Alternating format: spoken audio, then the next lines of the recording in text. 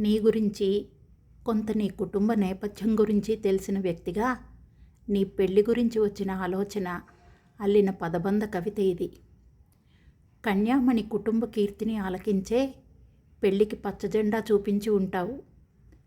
కలివిడిగల కుందనపు బొమ్మైతే చాలు, కట్నాల ప్రసక్తే రానియవద్దని చెప్పుంటావు. శుభ సంకేతాలను అందుకునే సానుకూలంగా లగ్నానికి సిద్ధపడి సాగి ఉంటావు. అందాల రాముడి అర్ధభాగం ఆ అవనిసుతే కావచ్చంటూ అడిగేసి ఉంటావు. శుతిమెత్తని నడకలో నాదాన్ని గుర్తించి నీ జానకి తానేనంటూ కనుగొని ఉంటావు.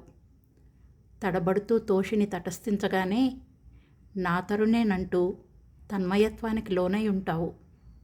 అనురాగ దేవతలో నీ రాఘవి నెరిగి నీ రాగప్రియేనంటూ ప్రేమలో పడి ఉంటావు. అతి మృదుమధురంగా మాట కలిపేది నా మనోహరేనంటూ మైమరిచి ఉంటావు.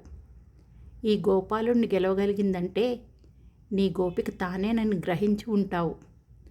పావని పాణిగ్రహణంతో పట్టరాని పారవస్యంలో పొంగిపోయి ఉంటావు.